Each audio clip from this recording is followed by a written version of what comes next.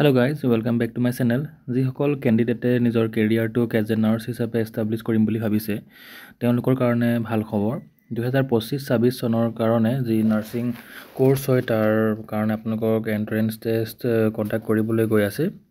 যেহেতু গোটেই টেষ্টটো Srimanta Sankardev university of health and সায়েন্সৰ পৰা জাৰি কৰা হয় তো তাৰ কাৰণে অফিচিয়েল নোটিছ জাৰি কৰা হৈছে সো এই যে এক্সাম হ'ব সেই এক্সামৰ ডিটেইলছ লগতে সিলেবাস কি হ'ব পাৰে আৰু অনলাইন অফলাইন এপ্লাই হ'ব হেতু মই আপোনালোকক দেখাই দিম আৰু লাষ্ট ডেট কেতিয়া আছে সেইবিলাক আৰু লগতে যিখিনি ইম্পৰ্টেন্ট পইণ্টছ বিলাক আছে সেইখিনি মই আপোনালোকক দেখাই দিবলৈ গৈ আছো সো এইখন হৈছে আপোনালোকৰ অফিচিয়েল নোটিছ দেখিবলৈ পাইছে Srimanta Sankardev university of health and সায়েন্সৰ পৰা জাৰি কৰা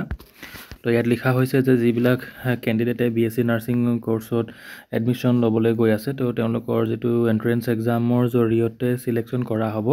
সেই এন্ট্ৰেন্স এক্সাম অহা 22 জুন 2025 তাৰিখে শিডিউল কৰা হৈছে ঠিক আছে আৰু তাৰ কাৰণে যি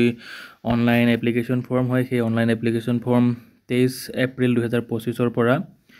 22 মে 2025 লৈকে খোলা থাকিব অৰ্থাৎ মোটামুটি আপোনালোকক এক মাহ দিয়া সময় দিয়া হৈছে তো এই এক মাহ সময়ত আপোনালোকে অনলাইন এপ্লাই কৰিবলৈ পাৰিব আৰু যি এক্সাম হয় সেয়া 22 জুন 2025 তাৰিখে কন্ডাক্ট কৰা হ'ব আৰু ইয়া কেৱল বিএসসি নাৰ্ছিংৰ কাৰণে হে নোটিছখন জাৰি কৰা হৈছে তো বিএসসি নাৰ্ছিংত কোনে কোনে এডমিশন ল'বলৈ পাৰে 10+2 যিবিলাকে সায়েন্সত কৰিছে আৰু লগতে তেওঁলোকৰ পিসিবি অৰ্থাৎ physics chemistry and biology subject আছে আৰু মোটামুটি 50%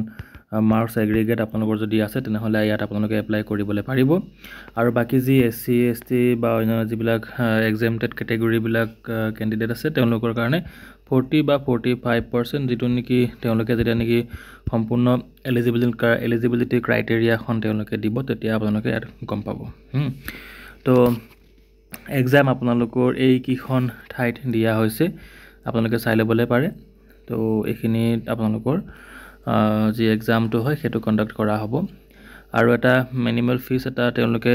নমিনেল ফিজ এটা তেওঁলোকে ল'ব সেয়া হৈছে আপোনালোকৰ যিবিলাক নেকি জেনাৰেল ক্যান্ডিডেট হয় তেওঁলোকৰ কাৰণে 1500 টকা আৰু বাকি যিখিনি আদাৰ ক্যাটেগৰি আছে তেওঁলোকৰ কাৰণে 1200 টকা ৰখা হৈছে আৰু যিবিলাক নেকি 40% দিব্যাংগ ক্যান্ডিডেট হয় তেওঁলোকৰ কাৰণে টোটালি ফ্ৰী ৰখা হৈছে সো এইখন হৈছে আপোনালোকৰ অফিচিয়েল নোটিছ এইখন যদি আপোনালোকে ডাউনলোড কৰিম বুলি ভাবিছে তেনেহলে ডেসক্ৰিপচন বক্সত মই লিংকটো দি দিম তাত গৈ আপোনালোকে চাই ল'বলৈ পাৰিব আৰু এটা ইম্পৰ্টেন্ট কথা যে এডমিট কাৰ্ড হয় সেয়া 2 জুন 2025 তাৰিখে ডাউনলোড কৰিবলৈ দিয়া হ'ব যেটো অফিচিয়েল সাইট হয় হেতু মই আপোনালোকৰ ডেসক্ৰিপচন বক্সত দি দিম তাত গৈ আপোনালোকে ভিজিট কৰি ল'বলৈ পাৰিব সো বন্ধু বান্ধৱীসকল আজিলৈ ইমানে ধন্যবাদ